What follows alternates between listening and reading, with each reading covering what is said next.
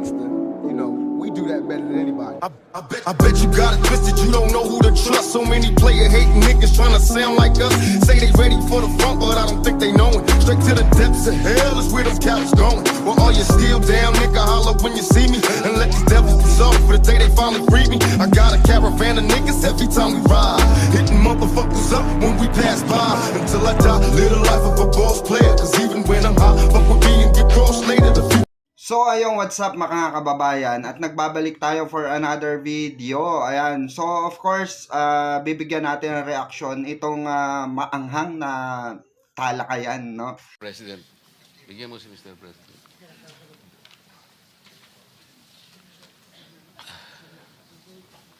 Manatili ka muna nakatayo kasi nunumpa ka.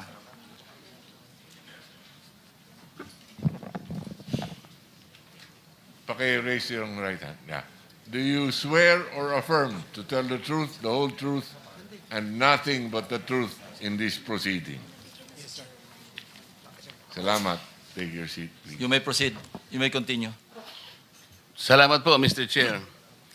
Mr. Gutesa, kanina ako'y nagpapaliwanag para ipakilala kita. Narinig mo yung aking sinabi. Yes, Your Pwede mo Honor. bang i-confirm na kung ano yung sinabi ko ay yung nangyari kahapon? I confirm, Your Honor. Salamat po. At ngayon po ay hawak ko nga ang inyong sinumpaang salaysay na nung draft ito ay binasa ko. Ganun din nga po at wala namang pagbabago. At gusto ko lamang pong sabihin ninyo na mayroong pirma sa ibabaw ng pangalang Orly Regala Gutesa. Kayo po ba ang nagpirma nito? I confirm, Your Honor. At gaya po ng sinabi nyo sa akin kahapon, voluntaryo ninyong ginawa ito at wala namang namilit sa inyo. At katotohanan yan, ako nga po ay ininyayahan nyo para makita ko yung inyong salaysay.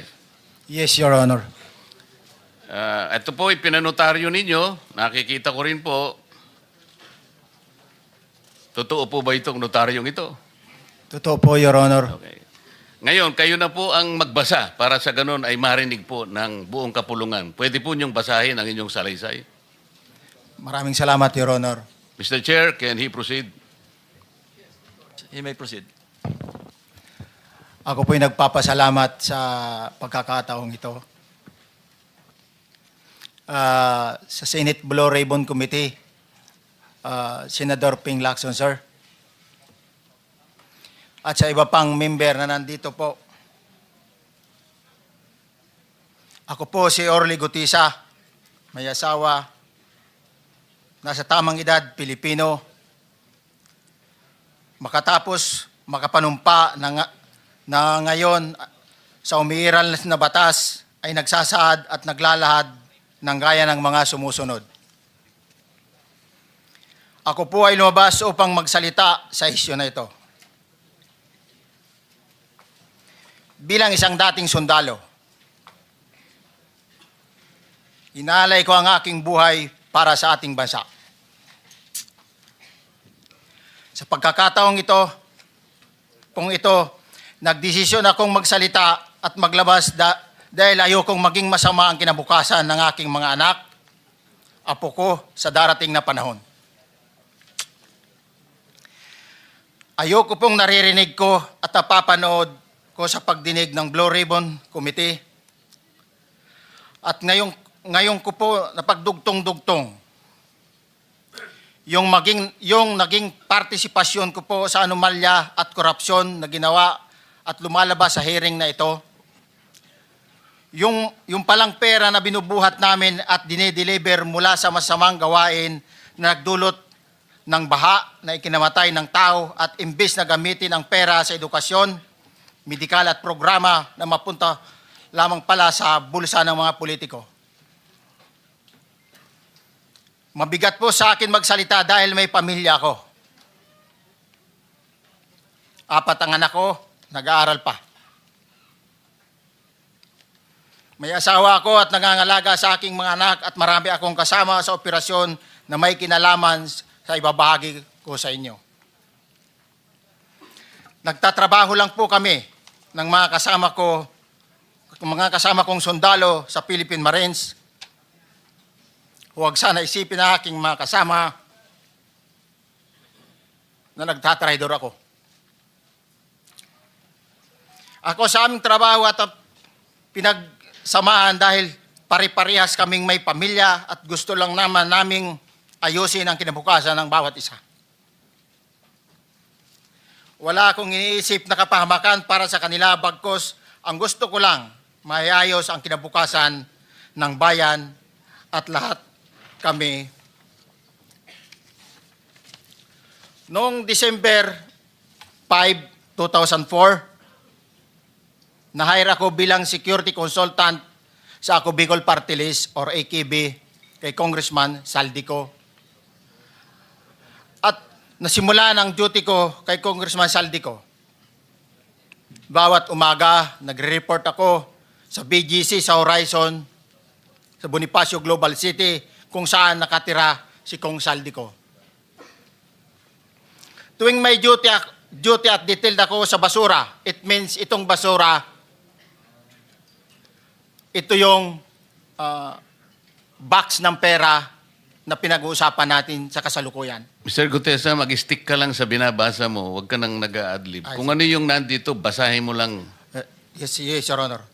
Tuwing may duty detail ako sa basura, pumupunta kami sa 28 Ladybug Corner, Dragonfly, Valle Verde 6, Pasig City. Tagabuhat lang ako ng malita ng basura.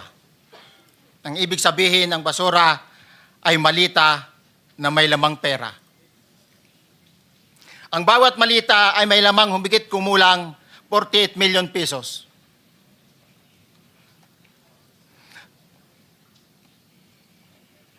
Ang bawat malita ay may post-it na nakadikit na nakasaad kung magkano ang laman ng bawat malita.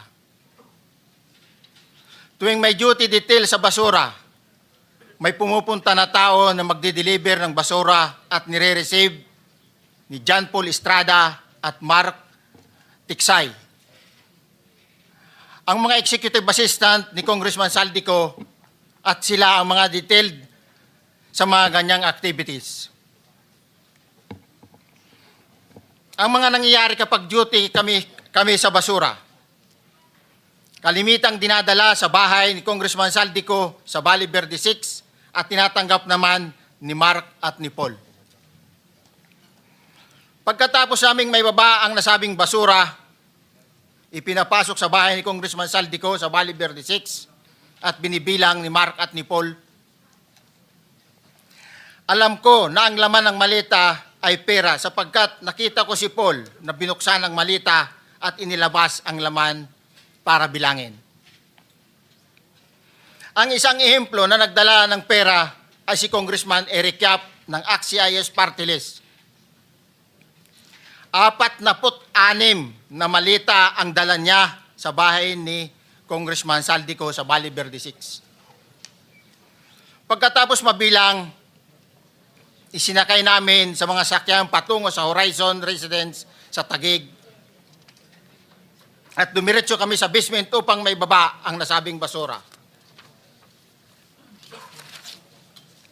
Bago ibaba ang nasabing basura, ito, Merong napuputol sa binabasa mo eh. Huwag kang magmadali. Huwag kang magmadali. naputol na, Ulitin mo yung paragraph 20. wala na akong, hindi ko makita na putol na siya.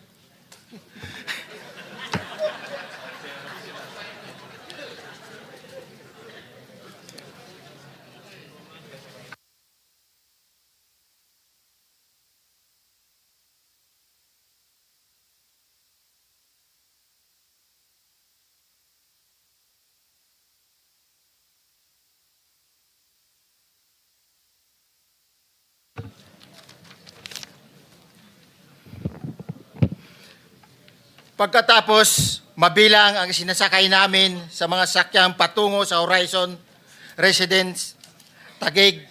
Pagdating sa Horizon Residence, dumidiretso kami sa basement upang maibaba ang nasabing basura at dalhin sa unit ni Congressman Saldico sa 56th floor sa nasabing lugar kung saan siya nakatira.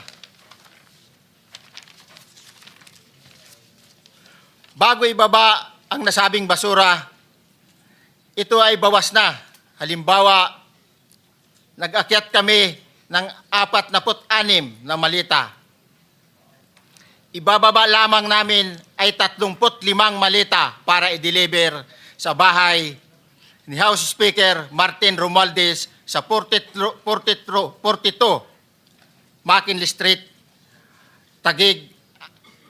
Ang labing isang malita ay naiwan sa taas ng 56th floor sa Horizon Residence. Humigit kumulang 3 bisis ako mismo ang nag-deliver ng basura sa bahay ni Congressman Saldico, sa Horizon Residence at sa mga bahay ni Speaker Romualdez sa 42 McKinley Street, Taguig. Mas maraming pagkakataon na nagde-deliver kami ng basura sa bahay ni Speaker Romualdez at sa bahay ni Congressman Saldico dahil iba-iba kaming mga nakadetailed na close-in, back-up at advance party na nagkakaroon ng rotation. Sa huli, ako po ay nagnanais na mapasailalim sa Witness Protection Program dahil alam ko po nanganganib ang buhay ko at ang aking pamilya sa ginawa kong paglalahad na ito. Sa katotohanan na ang lahat ay nilagdaan ko, ang salaysay na ito ay kusang loob at walang anumang pamimilit at bunsod lamang ng hangarin matulungan ang ating bansa. Ito po ay nilagdaan ko, Your Honor. Thank you, Orly. Before you proceed, meron lang ako papakitang litrato sa iyo, no? I-confirm mo, kasama na rin si Bryce, kung yan ba si Paul na binabanggit mo. I confirm, Your Honor.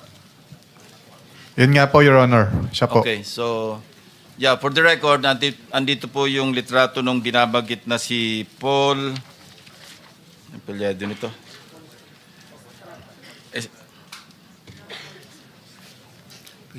John Paul Estrada, di ba? Yes, Your Honor. Oh, sige. Thank you very much. You may continue, Senator Marcoleta. Thank you, Mr. Chair. Mr. Gutesa, dito sa iyong paglalahad ay gumawa ka ng isang paghalimbawa.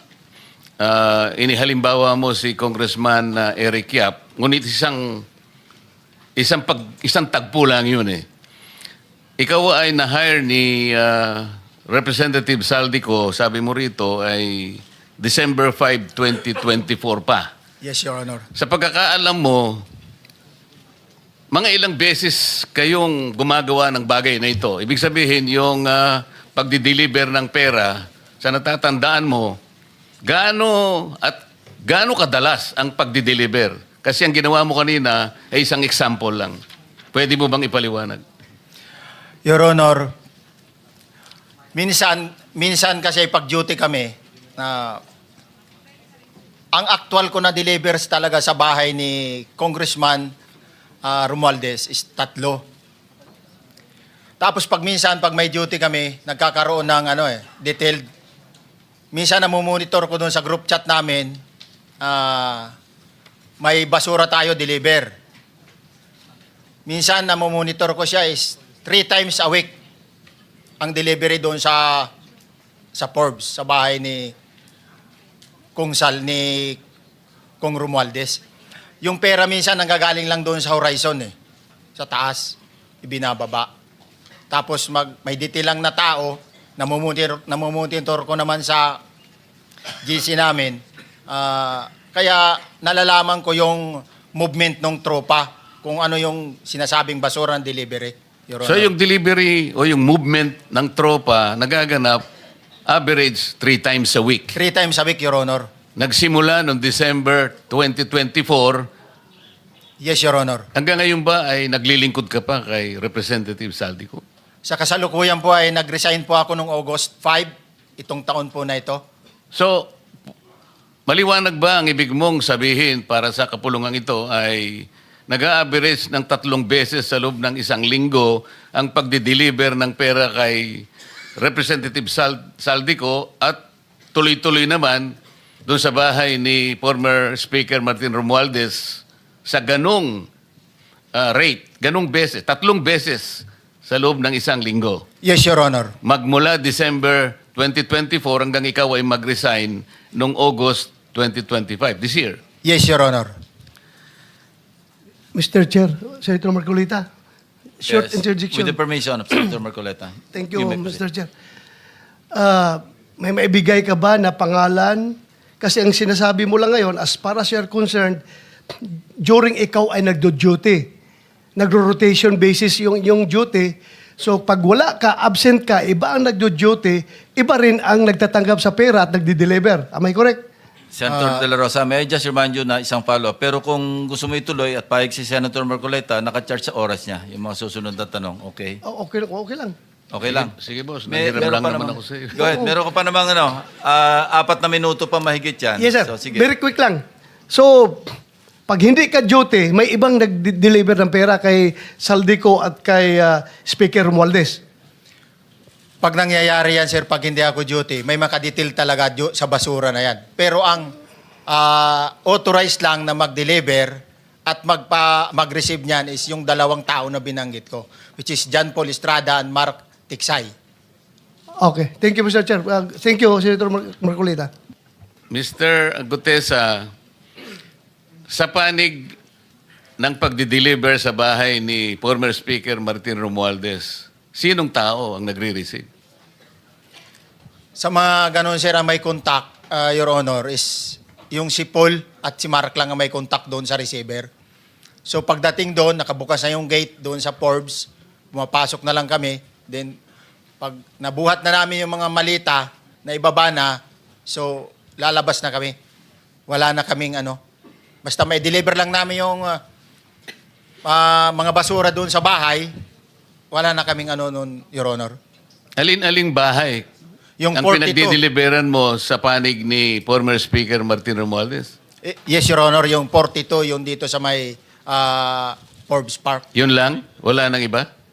Mayroon pa yung bago nakaraan doon sa 19 Nara, yung dating bahay ni Michael Yang. Sa pagkakatanda mo, mayroon pang ibang lugar na kung saan nagdi-deliver kayo? Sa Aguado, dyan sa Malacanang. Aguado? Excuse me, Senator Marcoleta. Sino Michael Yang? Yung dating sa Pugo yata yon. Sa? Yung dating sa Pugo. Yung Michael Yang. dating bahay ni Michael Yang. Dating bahay. Yes, Your Honor. Okay, thank you. Ibig mo sabihin, nabili ni Speaker Martin yung bahay ni Michael Yan? Allegedly, Your Honor. Pero paano mo alam na bahay ni Speaker yon? Kasi doon na nagde-deliver yung tropa nung hindi na nagde-deliver doon sa 42, Your Honor. Ngayon, sinasabi mo meron kayong chat. Nagagamit mo yung chat para ma-monitor mo yung rate ng delivery at kung sino-sino yung nagdi-deliver? During the time nung nandoon pa ako, Your Honor. Mr. Chair, salamat po at baka meron po pong Thank you. gustong itanong ating May mga kasama. papakita pa ako isang litrato pa, no? Identify mo lang siya. Sino yan? Mark Tiksay, Your Honor. Meron pa ba nakakakilala sa kanya bukod sa'yo? Dito? Wala. Nabanggit kasi ni Engineer Alcantara rin dito eh. Sa salaysay mo noong September 23, sinasabi mo, hindi ko po siya na-meet during pagdadala. Ang tao niya po ay may alias lang na Paul at Mark. Na-meet mo ito si Mark, Engineer? Sa Valle Verde po, once lang po. So, kinukonfirm na si Mark Texa ito? Mark po and Paul, karaniwan po ng... Okay, thank you. Thank you, Senator Marcoleta. Mr. Chair, may tatanong lang po kung Yes. with the permission of Yeah, okay. Senator Marcoleta. Mr. Orly, sabi niyo po 46 na maleta na nagkakalaman po ng 48 million bawat isa. Tama po ba? Based doon po sa level nung malita na nakita ko, Your Honor. Paano po nalaman ninyo na 48 million po ang laman ng bawat isa? Kasi bawat malita po, mayroon siyang post-it na nakalagay, may sign na 48. Lahat po yun may 48. Yes, Your Honor. So, yung 46 maleta, 48 million ang laman, ay nagkakahalaga po ng 2.2 billion. Alam niyo po ba yan kung 3 times a week ang sinasabi ninyo ang delivery? Based sa my experience, doon lang ako naka-experience ng 46 nung time na yon, Your Honor. Hindi naman po every week or monthly ito. Yes, Your Honor. So at one point, yung 46 na maleta, 48 million ang laman, 46 times 48 million ay 2.2 billion. Excuse me, Senator Marcoleta, paubaya mo na sa kanya yung oras na naiwanan mo. Now, 1 minute. Isang tanong na lang. Sige, okay. 2.2 billion. Ganun po yung multiplication eh. Siguro, Your Honor, yun ang lumalabas. So one time lang po ito. One time lang po, yung time ko lang yan, nung panahon na na-identify ko si Congressman Yap, Your Honor. Alright, maraming salamat po. Thank you. Yung paghalimbawa mo, kaya mo ginawa, dahil yun ang pinakamalaki. Yes, Your Honor. Pero pangkaraniwan, dahil 3 times a week, mga ilan sa tingin mo yung karaniwang na i-deliver? Ilang maleta? Usually, pag nanggagaling na sa Horizon, na idine-deliver na doon sa Forbes, minsan mayroong 15 or kaya 18 ang malita. Pero yung malalaking malita yon na nagre-rate yung bawat malita, minsan mayroong 48, may 50. Sa mga tweet, Mr. Gutesa, pangkaraniwan, 15 to... 15 to, Your Honor? Yun ang average, pangkaraniwan. Yes, Your Honor. Yung nabanggit mong nabigla ka sapagkat malaki, 48, yun lang kay Congressman Eric Yap. Yes, Your Honor. Yun ang time na nakita ko talaga yung ganun kabalk Okay. yung balita na yun, Your Okay. Honor. Mr. Chair, payagan nyo sana akong magtanong lang ng isang tanong kay Mr. Diskaya.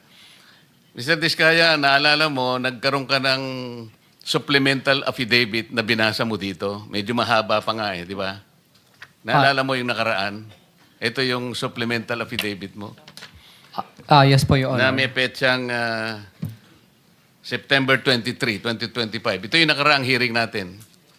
Yes po, Your Honor. Napansin ko kasi nung pinakinggan ko tiningnan ko sa ating transcript, parang hindi mo binasa yung paragraph 30 na kung saan binabanggit dito yung DPWH Region 1. Chinek ko talaga kaninang umaga, nirecheck ko uli, hindi nasama sa binasa mo ito. Ano ito, nagkamali ka lang o... Your Honor, talagang hindi ko po nabasa dahil masyado na pong mahaba yung ko. Yung binabasa ko po. Hindi nga, sabihin mo na nagkamali ka lang, hindi mo sinasadya. Hindi po sinasadya. Pero dito po, wala rin po eh. Hindi nakasulat. Baka nakalimutan pong ilagay, kaya hindi ko po nabasa. Tsaka pinatigil po ako doon sa...